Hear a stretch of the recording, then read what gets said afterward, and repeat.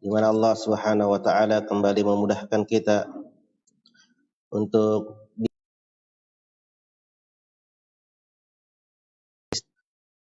dan insyaallah taala sebagaimana yang telah terjadwalkan kita akan kembali membacakan matan dari Sulasiyat Al-Bukhari, yaitu matan hadis yang dikenal dengan Sulasiyat, sebuah hadis dari Imam Al-Bukhari yang jalur periwayatannya atau sanadnya hanya diperantarai 3 orang rawi kemudian sampai kepada Nabi sallallahu alaihi wasallam. Nah, dan susunan hadis yang akan kita pakai, kita baca. Kalau punya PDF mungkin bisa dilihat semisal ini ya. Kita pakai urutan hadis yang ini. Jadi share saja tab yang ini ya sama teman-teman. Itu urutan hadisnya yang kita pakai. Taib. Dan kita telah ketahui bahwasanya dalam Sulasiyat Al-Bukhari itu ada 22 hadis. Ada 22 hadis yang dimana kesemuanya itu berputar kepada 5 orang guru Imam Al-Bukhari. Kemudian di atasnya Imam Al-Bukhari yaitu tabi'in, guru dari guru Imam Al-Bukhari yaitu tabi'in ada 4. Kemudian dari 4 tabi'in tersebut mereka meriwayatkan dari 3 orang sahabat. Dari 3 orang sahabat. Taib. Yang dimana kita katakan ya jadi Imam Al-Bukhari, kemudian guru-gurunya adalah Makki bin Ibrahim, Ad-Dhahhak bin Makhlad, kemudian Muhammad bin Abdullah, kemudian Khalad bin Yahya, kemudian Isam bin Khalid. Di mana ini semua guru-guru dari Imam Al-Bukhari. Yang kesemua guru Imam Al-Bukhari ini meriwayatkan dari tabi'in, di mana Makki dan Ad-Dhahhak itu meriwayatkan Sulasiyat dari Yazid bin Abi Ubaid. Adapun Muhammad bin Abdullah nanti meriwayatkan dari Humaid At-Tawil. Adapun yang keempat itu dari Khalad bin Yahya meriwayatkan dari Isa bin Tuhman. Kemudian dari Isam bin Khalid meriwayatkan dari Haris bin Utsman. Kemudian ya sampai kepada sahabat. Taib. Di mana Yazid bin Abi Ubaid itu meriwayatkan seluruh riwayatnya dari Sulasiyat ini kepada Salama bin Aqwa. Adapun Humaid At-Tawil dan Isa bin Tuhman itu kepada seorang sahabat Anas bin Malik radhiyallahu taala anhu. Adapun yang terakhir Haris bin Utsman itu meriwayatkan dari Abdullah bin Busrin. Kemudian sampai kepada Nabi sallallahu alaihi wasallam. Jadi 5 orang gurunya Imam Bukhari, kemudian 4 tabi'in dan 3 sahabat.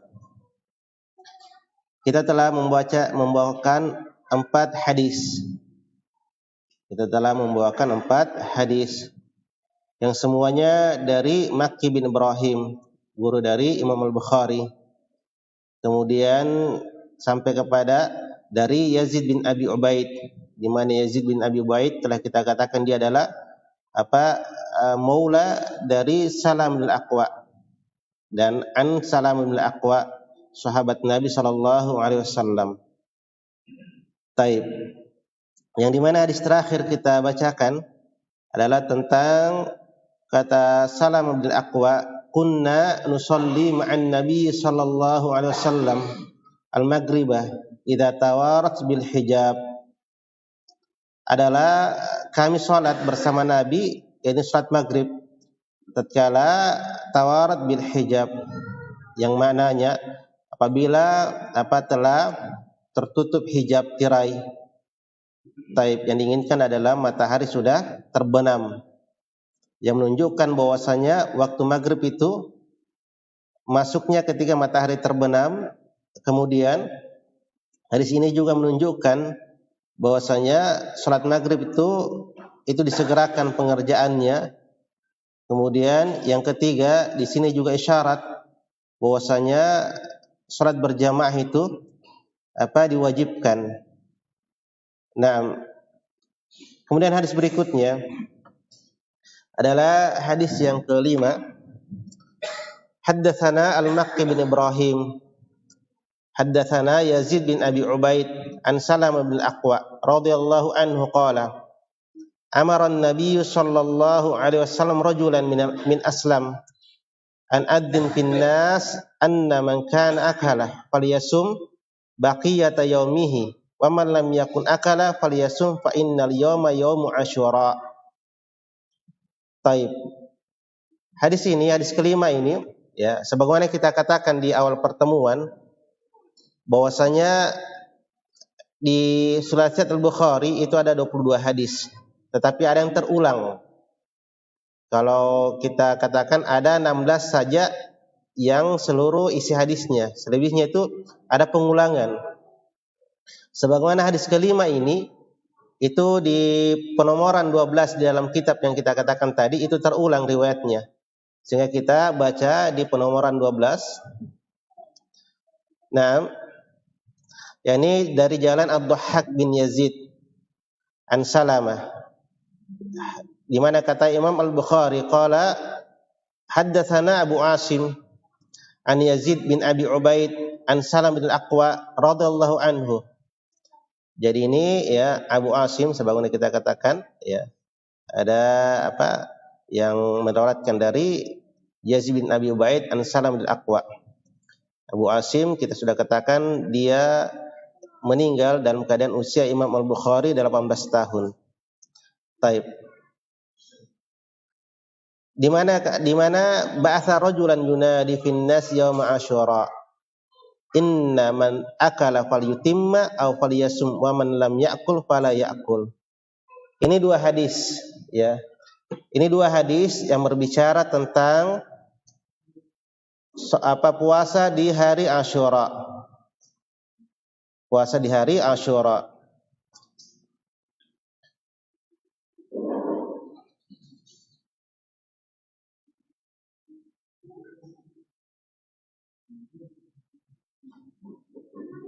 Taib. Yang kita terjemahkan, ya, bahwasanya hadis yang kelima tadi kita terjemahkan dahulu.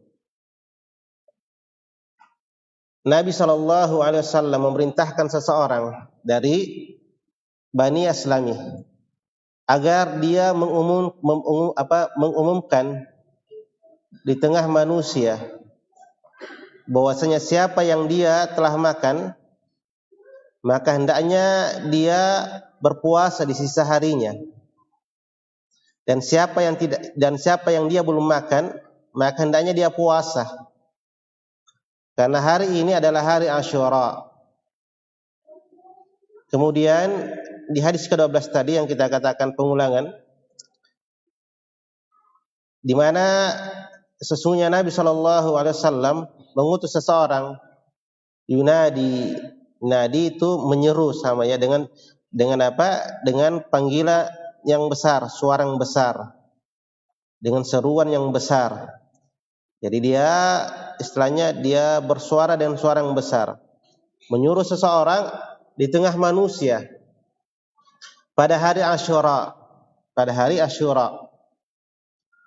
bahwasanya siapa yang dia telah makan hendaklah dia menyempurnakan atau dia berpuasa, dan siapa yang belum makan maka jangan dia makan. Taib, ya. Jadi hadis ini jelas akan membahas apa? Yang pertama perlu dipahami, dua hadis ini itu berada pada kitab puasa, pada bab puasa hari Asyura di dalam kitab Imam Al-Bukhari, ya. Jadi kitab ini, jadi kalau kita katakan Sahih Al-Bukhari kan dia kitab, tetapi di dalam Sahih Al-Bukhari itu ada kitab-kitabnya. Kitab ini, di dalam setiap kitab ada bab. Pembahasan ini itu masuk pada kitab puasa. Ya. Kalau kita cari hadis ini, kita cari pada kitab puasa, pada bab puasa tentang puasa di hari Asyura. Pada bab puasa di hari Asyura. Taib. Kemudian ya kita sebutkan beberapa faedah di dalam hadis ini. Yang pertama,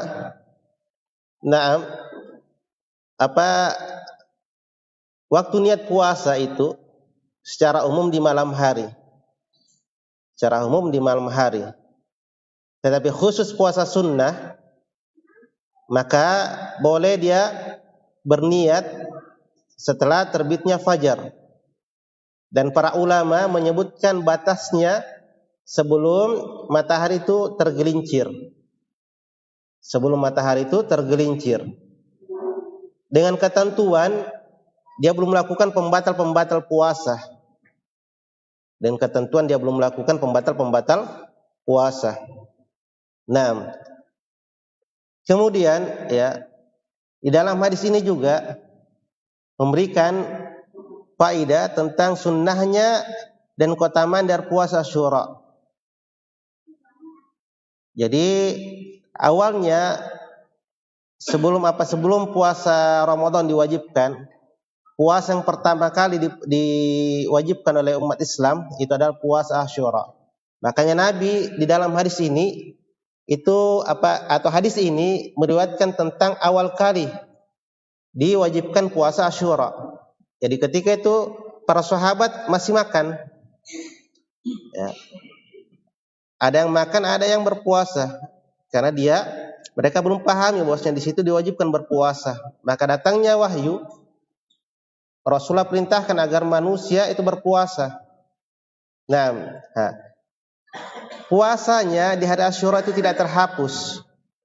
Hanya wajibnya yang tergantikan menjadi sunnah. Jadi apa? Hukum berpuasa di hari Asyura itu tidak terhapus. Hanya saja tergantikan menjadi sunnah dan puasa wajib diganti yang lebih baik di bulan Ramadan. Taib.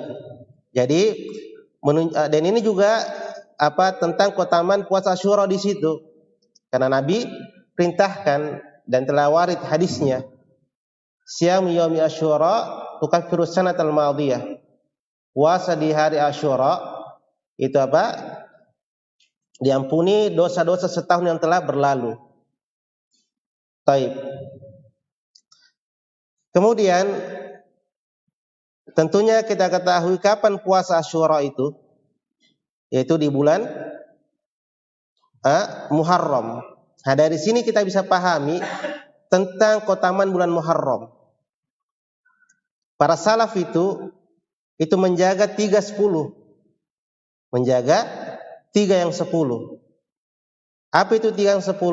Yang pertama 10 awal di bulan Muharram. Kemudian 10 akhir di bulan Ramadan. Kemudian 10 awal di bulan Dzulhijjah. Itu para salaf. Mereka menjaga 3 awal yang 10, 3 yang 10. Taib. Karena keutamaan ibadah di bulan Muharram. Hadis yang warid. Syahrullahi syahrul Muharram. Bulannya Allah adalah bulan Muharram. Cukuplah ini menunjukkan tentang keutamaan bulan Muharram dan ibadah di dalamnya. Kemudian ya perlu dipahami berkaitan tentang puasa Asyura, kita ketahui di tanggal 10. Di tanggal 10. Tetapi telah berlalu beberapa pembahasan bahwasanya Nabi SAW pernah berkata, kalau sekiranya di tahun depan saya masih hidup, maka saya akan berpuasa di tanggal 9 sebagai bentuk penyelisihannya kepada orang-orang Yahudi. Nah, dari sini para ulama menyebutkan tingkatan-tingkatan puasa di bulan Muharram. Ya. Wallahu alam, ternukilkan yang saya pernah baca, walaupun mungkin sebagian seperti guru kami tidak menyebutkannya, seperti Ustaz Zul tidak menyebutkannya. Yang kami dapati tingkatan berpuasa di bulan Muharram itu 9, 10, 11 itu yang utama. Nah, Yang kedua 9, 10. Yang ketiga 10, 11. Yang keempat 10. Itu di tanggalnya ya, di tanggal 9, 10 atau 11. Kemudian 9 dan 10. Kemudian 10 dan 11, kemudian 10. Kenapa diakhirkan tanggal 10? Karena yang tiganya tadi itu sebagai bentuk penyelisihan kepada orang-orang Yahudi. Karena orang Yahudi itu puasa khusus di tanggal 10 itu. Dalam keadaan kita diperintah untuk apa? Menyelisih orang-orang Yahudi. Khaliful Yahud. Selisihilah orang-orang Yahudi. Nah, kemudian yang perlu dipahami di dalam hadis yang kita bacakan, dua hadis yang kita bacakan, di sini para ulama mengambil pendalilan tentang ketentuan orang yang baru saja diwajibkan berpuasa atau wanita yang baru bersih dari haidnya. Ini sisi pendalilan mereka. Bahwasanya misalnya seorang anak kecil yang balik di siang hari bulan Ramadan atau seorang wanita haid yang baru suci atau suci di siang hari bulan Ramadan, maka hendaknya dia tahan, yaitu tidak makan setelahnya walaupun nanti dia qadha ya. Ini sisi pendalilannya apa? Nabi mengatakan siapa yang sudah makan maka falyasum baqiya ayyamihi. Dia berpuasa di sisa harinya. Ini sisi pendalilan para ulama tentang apa? Orang yang baru suci atau anak kecil yang balik dia tahan. Demikian juga musafir yang dari kampungnya. Dia sudah berada dari safarnya, dia sudah berada di kampungnya. Maka dia tahan, tidak makan di hari tersebut. Wallahu ta'ala a'lam. Taib. Selesai dua hadis ini. Hadis berikutnya, hadis ke-6 atau bisa kita katakan sudah hadis ke-7. Taib.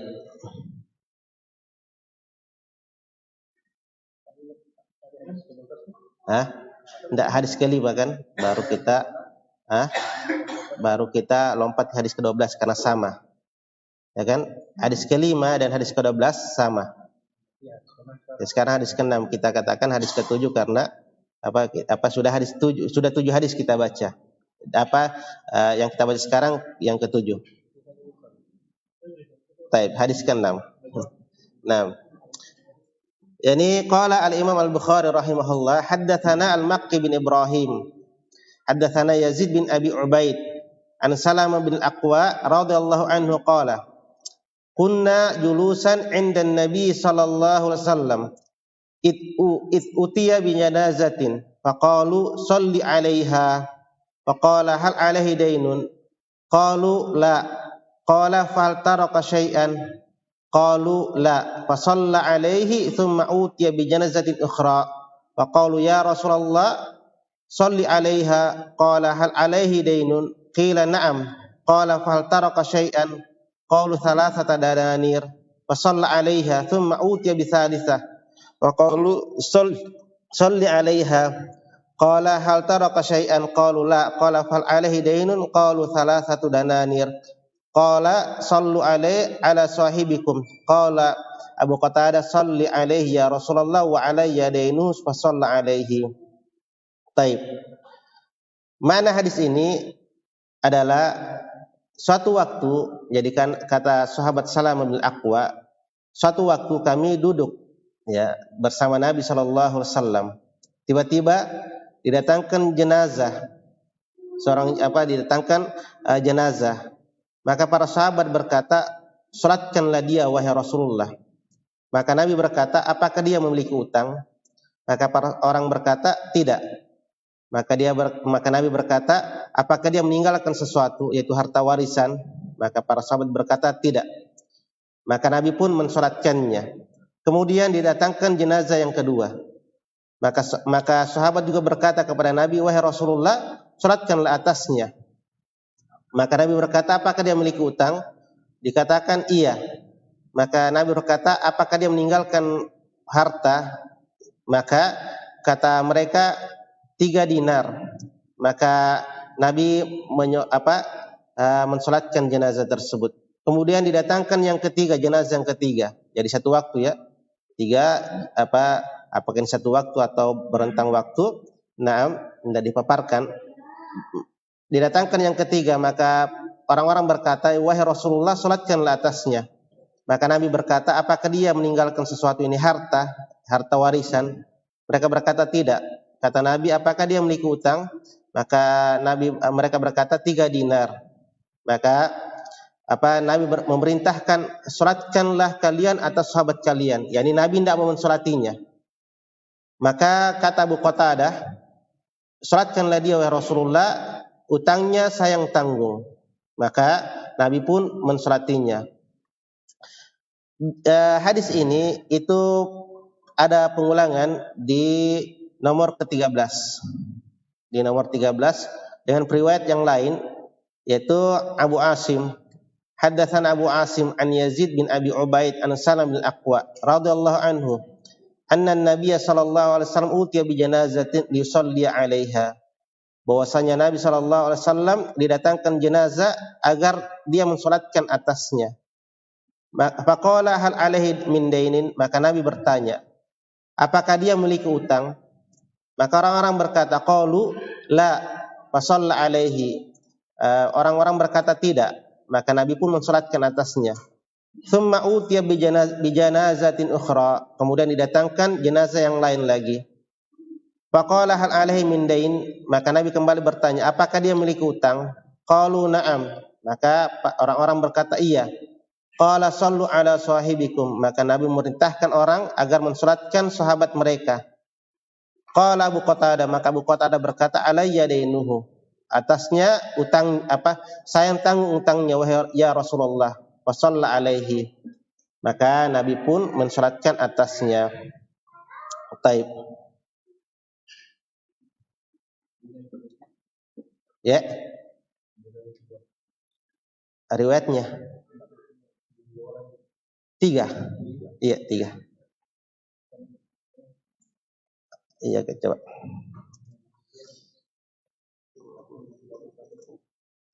1, 2. Taib. Di sini cuma 2 yang ketiga ya. Nah.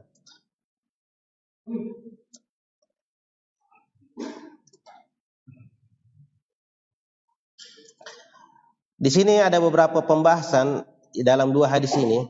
Nah, yang pertama, hadis ini berada pada kitab hawalat. Hawalat itu maknanya pengalihan utang. Pada bab ya yang maknanya mengalihkan utang orang yang meninggal adalah boleh. Taib.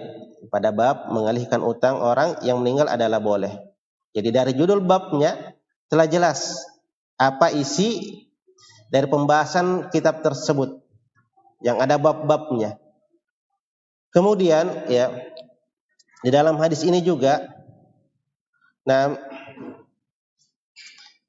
menyebutkan kebiasaan para sahabat duduk bermajlis bersama dengan Nabi sallallahu alaihi wasallam.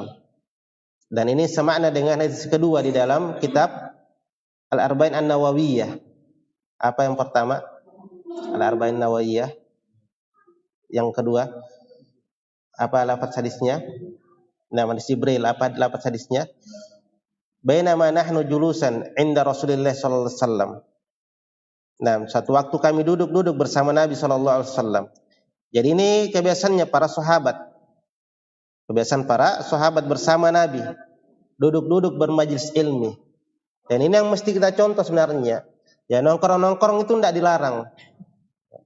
Mau nongkrong di coffee shop, mau nongkrong di teras masjid, atau dimanapun. Ya. Selama ada faidah di situ. Atau paling tidaknya mubah.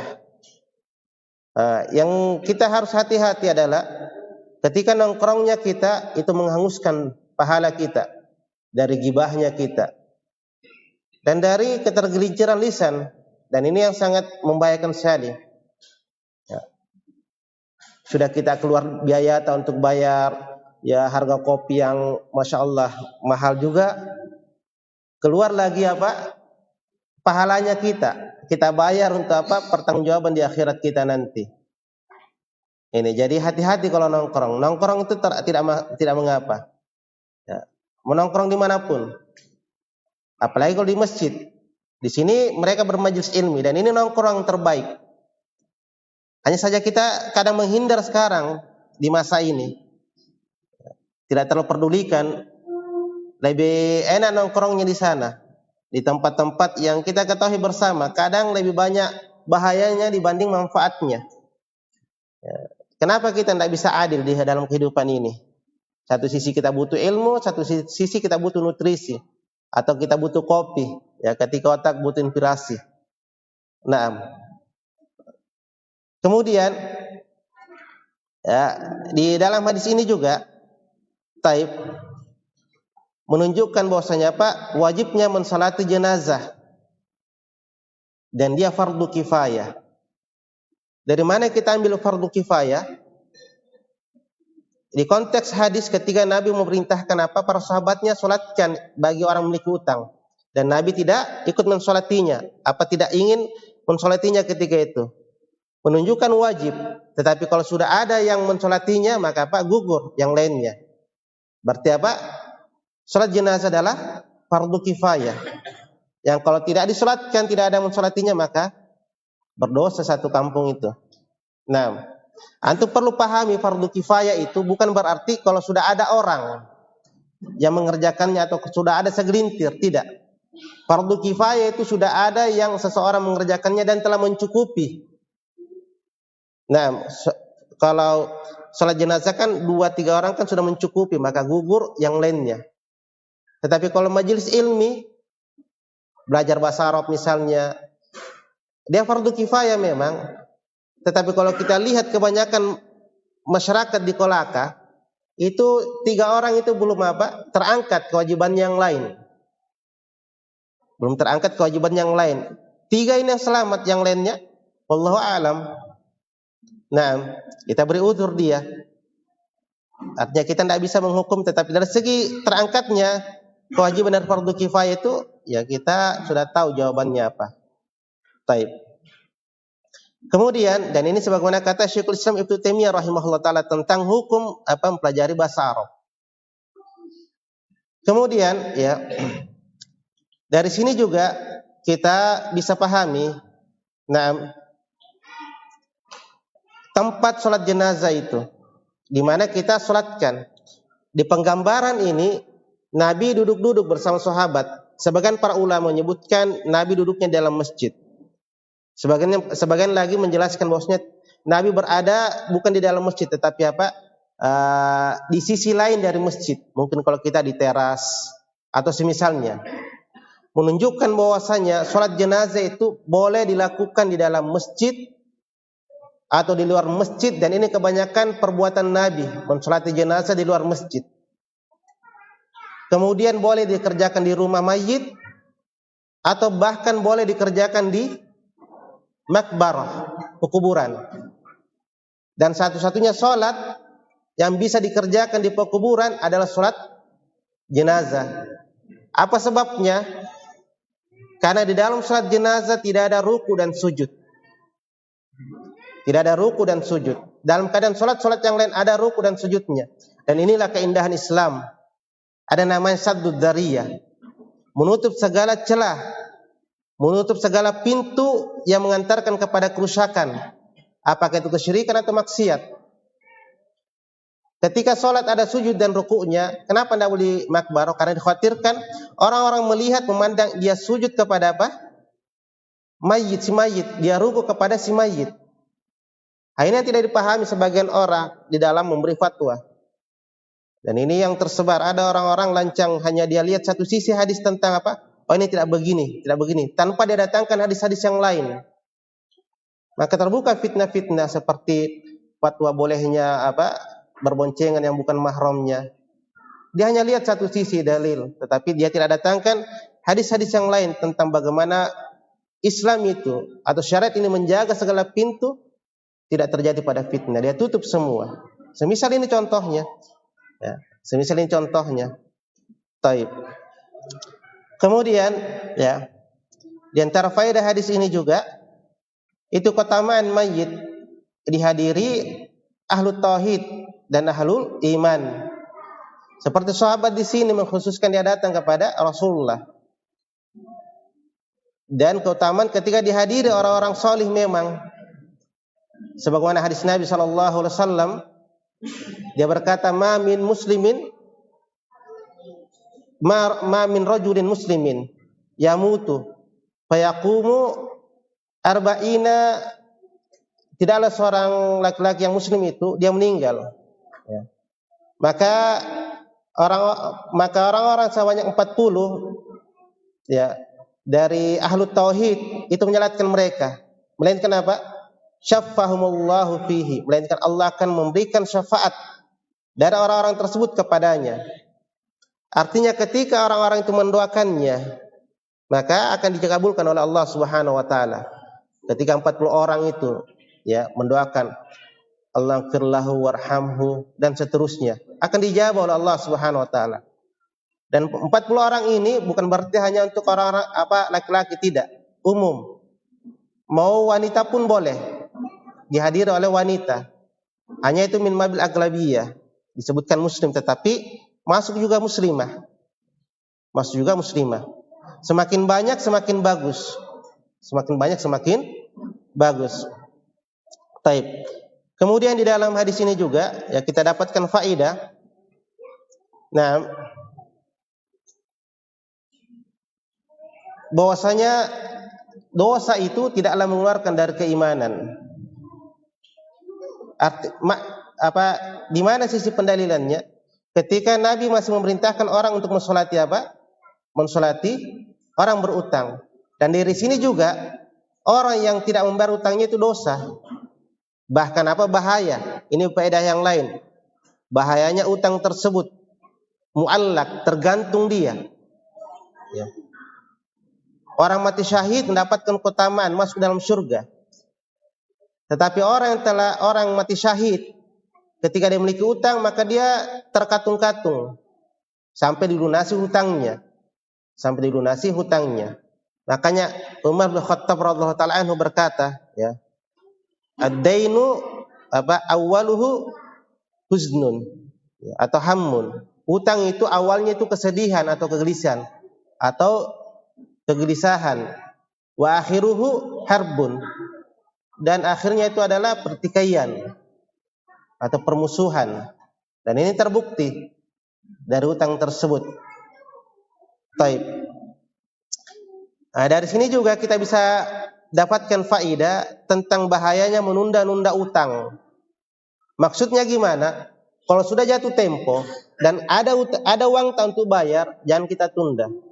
Beda kalau sudah jatuh tempo tetapi memang tidak ada utang, tidak ada uang, maka itu diudur. Ada udur di situ, tidak mengapa. Tetapi kalau sudah ada utang, sudah ada uang dan kita tunda-tunda, ini membahayakan kehidupan kita. Nah, kemudian dari sini juga kita bisa pahami bagaimana akhlak sahabat di dalam di dalam melunasi hutang saudaranya, kelembutan mereka. Nah, disinilah manfaat dari ta'awun alal birri wat taqwa. Inilah sahabat sejati. Ya, semisal ini yang kita cari. Kemudian dari sini juga kita pahami bahwasanya bolehnya membayarkan hutang seseorang, tanggungan seseorang. Sebagaimana Abu Qatadah melunasi hutang saudaranya walaupun dia telah meninggal. Maka lebih layak lagi kita lunasi hutang-hutang keluarga kita, dari orang tua kita atau saudara kita. Kepada orang lain saja boleh, apalagi kepada keluarga. Dari sini juga pendalilan tentang bolehnya membayarkan qadha puasanya orang-orang yang sudah meninggal. Nah, karena hak ketika utang untuk orang lain wajib dilunasi, maka demikian juga Demikian juga puasa utang kepada Allah Subhanahu wa taala. dan telah berlalu pembahasannya pada Bulughul Maram. Dari sini juga ya, kita ketahui bahwasanya ketika si mayit memiliki harta, maka harta tersebut yang paling pertama dikeluarkan darinya, atau jika ada utangnya maka didahulukan pembayaran utangnya dibanding pembagian waris. Karena Nabi ketika bertanya, apakah dia memiliki utang? Dikatakan na'am. Apakah dia meninggalkan sesuatu? Dikatakan na'am. Menunjukkan apa? Dilunasi dahulu utangnya, baru Nabi mau suratkan dia. Taib. Terakhir pada pembahasan ini, pemanfaatan harta orang meninggal itu pada 4. Ya, pada 4. Dan ini juga kami dapati faidah pada pembahasan daurah kemarin. Nah, bahwasanya pembahasan harta peninggalan si mayit itu ditertib yang mana dahulu dikeluarkan. Berdasarkan hadis ini, maka yang pertama, jika si mayit tersebut memiliki harta yang dia tinggalkan, maka yang pertama kali diuruskan dari harta tersebut adalah pengurusan jenazahnya. Misalnya uang kafan, kalau mau sewa ambulans, kalau mau sewa penggali kuburan, dari harta si mayit. Dari harta si mayit. Taib. Yang kedua, penyelesaian utangnya. Silang pendapat di kalangan para ulama, mana yang didahulukan, utang terhadap adamiyin atau utang kepada Allah. Maksudnya gimana? Jika dia memiliki kewajiban zakat, maka zakatnya dahulu dikeluarkan.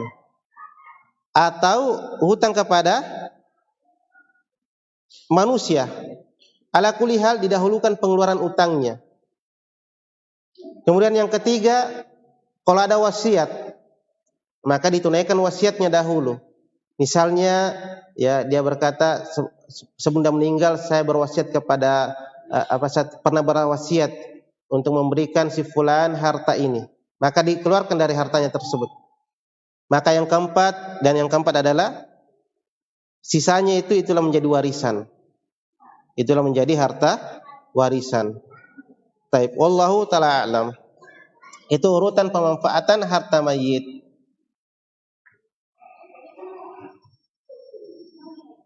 Hadis terakhir kita di pertemuan ini,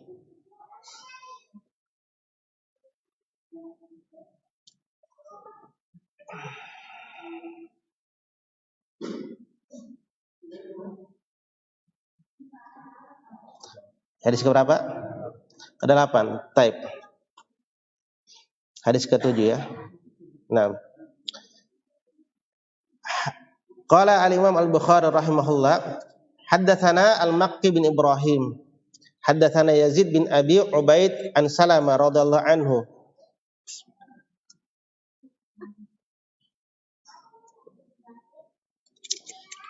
Qala ya Ibn al-Aqwa, ala tubayi', wahai anak al-Aqwa, yani Salam bin al-Aqwa, tidakkah engkau membayatku? Qala, maka Salam berkata, qultu qad bayatu ya Rasulullah, sungguh saya telah membayat engkau ya Rasulullah. Qala wa aidan, maka Nabi berkata, dan apa juga, ini ulangi begitu, bayat kembali. Fa bayatu tsaniyah, maka saya pun membayatnya yang kedua kali. Faqultu lahu, maka saya berkata, ya Aba Muslim. Siapa Abu Muslim yang kemarin? Salam bin Aqwa. Yani Yazid bin Ubaid berkata kepada Salama bin Aqwa, ala ayyi syai'in kuntum tubayi'una yawma idzin? Di atas apakah yang kalian berbayat ketika itu? Qala, kata Abu Salama, qala Salama, alal maut, terhadap al-maut. Jadi kunya Salama bin Aqwa adalah Abu Muslim. Dan hadis ini terulang di penomoran 17.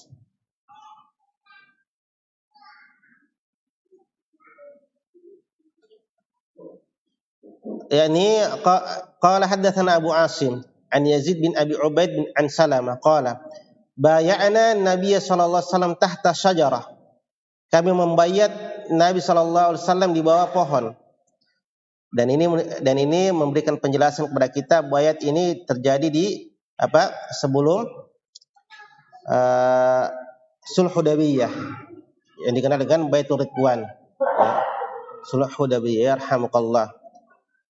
Faqala li ya Salamah, ala tubai, wahai Salamah, tidak akan kau membayatku? Qultu ya Rasulullah, qad bayatu, wahai Rasulullah, sungguh saya telah membayat engkau fil awal, di awal kalinya. Qala wa fi tsani, dan Nabi berkata, dan untuk yang kedua. Nah, jadi Sulh Hudaybiyah itu masyhur kisahnya. Ketika Nabi SAW mengutus Utsman bin Affan untuk apa namanya kalau delegasi ya, nah kepada orang-orang kafir. Utsman bin Affan tidak kembali.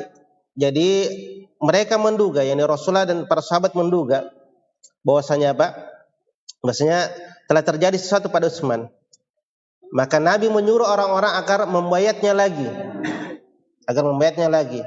Membayat untuk apa? Untuk perang.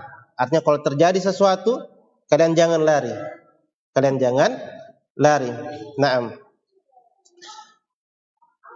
Dan itu hadisnya masyhur. Maka dari sini bisa kita ambil beberapa faedah. Taib.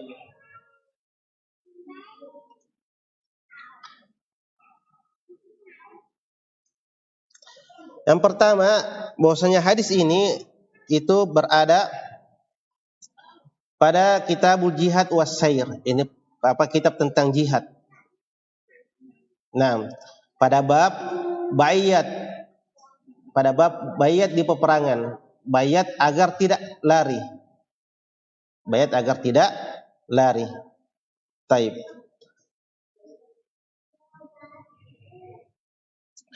Kemudian ya kita ketahui bayat itu ya, jadi makna bayat itu saling ikat janji.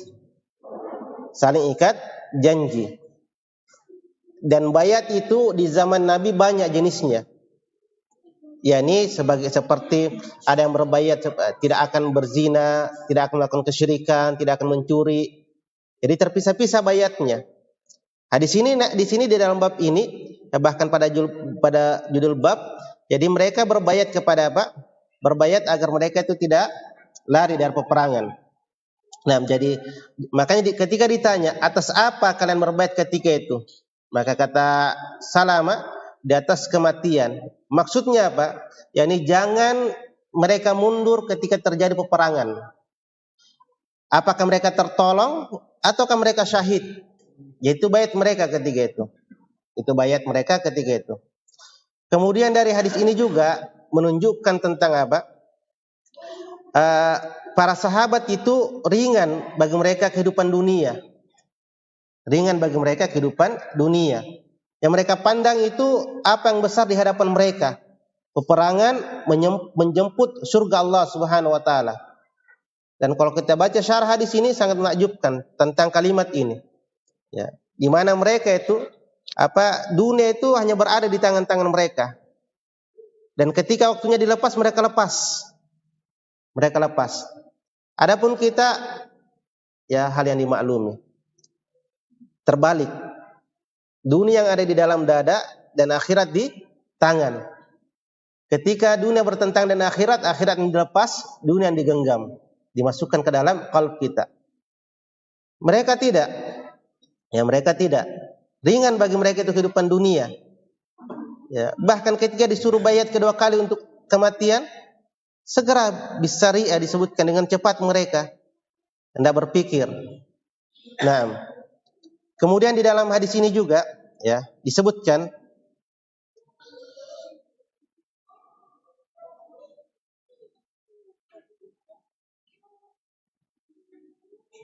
bahwasanya para ulama menjadikan dalil ini bahwasanya akad yang terulang itu tidaklah membatalkan akad yang sebelumnya. Semisal akad nikah, dia hanya takkid.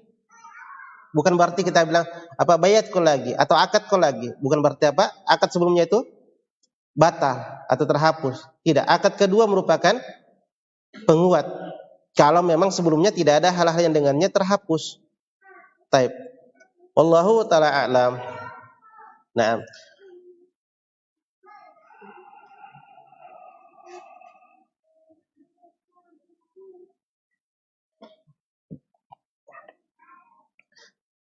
Taib.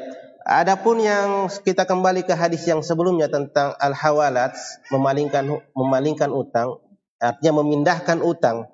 Jadi misalnya si A dan si B dan si C. Ya, tadi kita kembali ke hadis yang sebelumnya. Si A memiliki hutang sama si B, ya.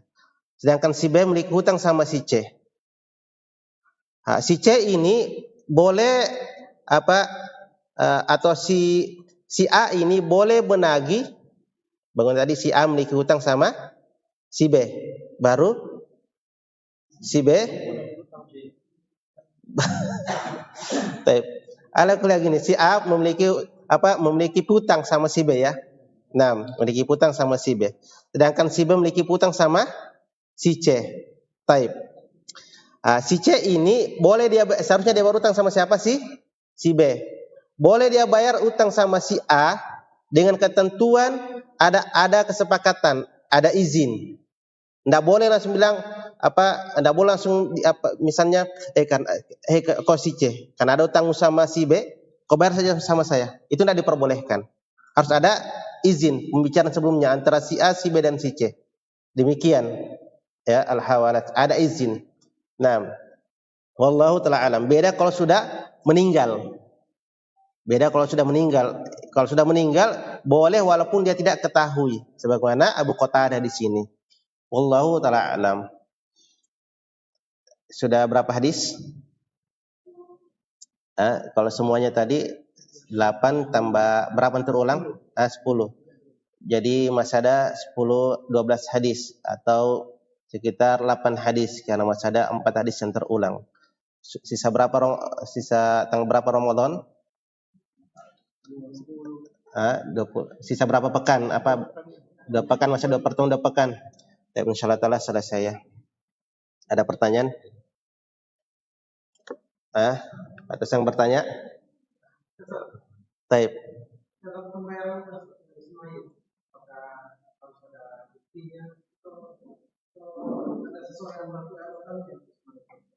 Taib. Kalau dia tuntut bukti, maka datangkan bukti.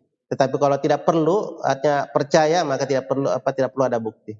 Tetapi kalau ada bukti, dia tuntut bukti, maka datangkan bukti. Nah.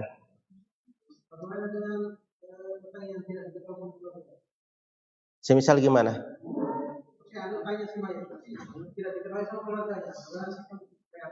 Ya kita maksudnya kecuali kalau misalnya kalau ada yang tagih begitu kan?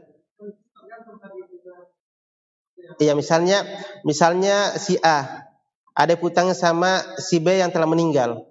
Si B ada anaknya misalnya kan, si C. Kemudian si A menagih sama si C, bosnya ada hutangnya bapakmu, ya kan? Kalau si C ini yakin sama si B, bosnya memang ada hutangnya bapakku, maka dia bayar saja. Tetapi kalau si C tidak yakin sama si A, maka dia minta bukti. Al-bayyina ala mudda'i. Bukti terhadap siapa yang mengaku-ngaku. Ya, dan wal yamin ala mudda, dan sumpah siapa yang dia dimintai pertanggungjawaban. Naam.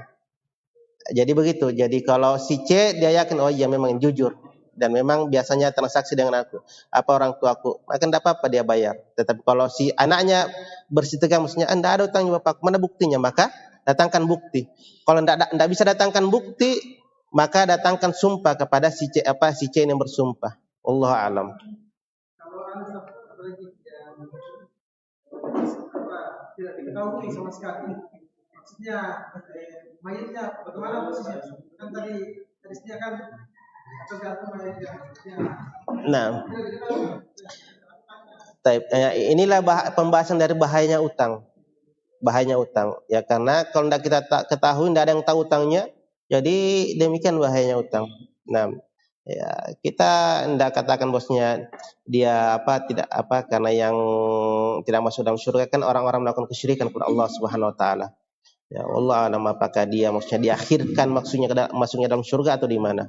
Wallahu taala alam. Baik.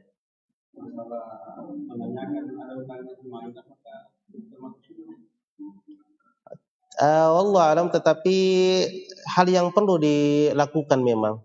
Kalau dikatakan sunnah, kami tidak berani katakan sunnah, tetapi dia adalah hal yang dituntut. Karena untuk apa? Untuk melepaskan tanggung jawab dari yang mayit itu.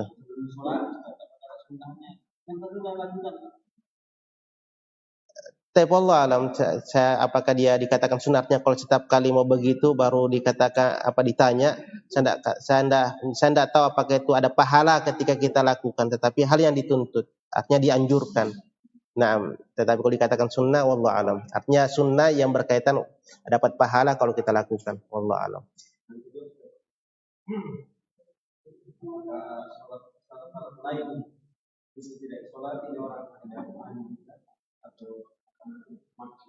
Taib. Jadi pada ada yang terlewat dari pembahasan tadi, bolehnya pemimpin atau yang memiliki kedudukan itu tidak mensolati seseorang karena ada maslahatnya. Karena ada maslahatnya. Orang yang mempunyai pengaruh. Tujuannya apa? Agar orang-orang melihat bahwasanya perbuatan yang dilakukan si mayit ini begini efeknya, begini bahayanya. Taib.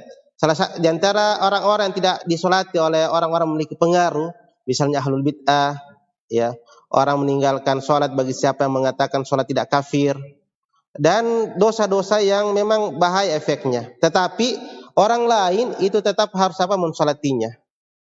Orang lain tetap harus mensolatinya, yakni masyarakat yang apa tidak memiliki pengaruh di tengah masyarakat. Tapi Allah alam. Nabi melakukan itu karena memang memberikan efek kepada sahabat-sahabat.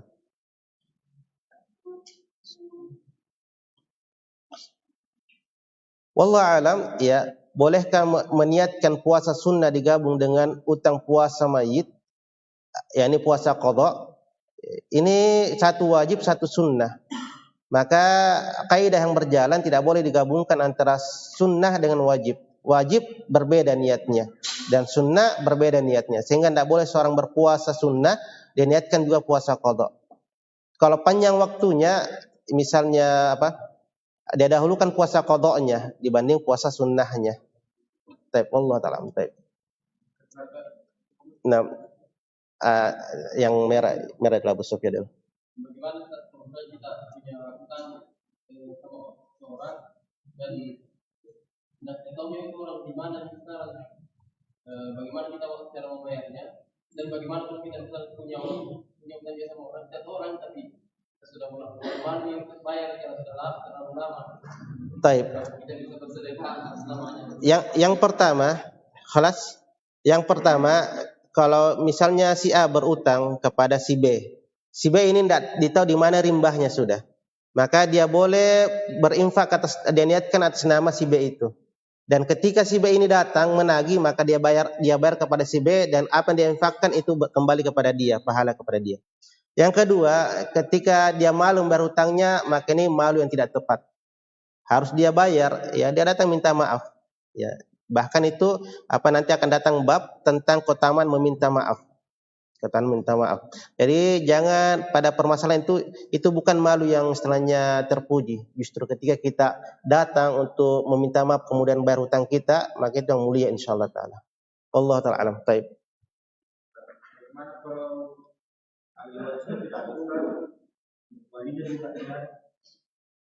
Maksudnya dia berutang.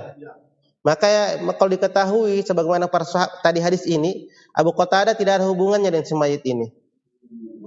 Dan dia membayarkan hutangnya kepada mayit ini, menunjukkan bolehnya orang lain membayarkan hutang si mayit walaupun bukan ahli warisnya atau bukan kerabatnya, sebagaimana bab yang dibawakan oleh Imam Al-Bukhari tadi. Taib. Jadi boleh misalnya saya melunasi hutang orang tidak kenal, dan ini bentuk dari kedermawanan, tabarruk. Taib. Allah alam. Insyaallah taala kita cukupkan sampai sini, kita lanjutkan di pertemuan berikutnya. Ilahuna walhamdulillahirabbil alamin. Assalamualaikum warahmatullahi wabarakatuh.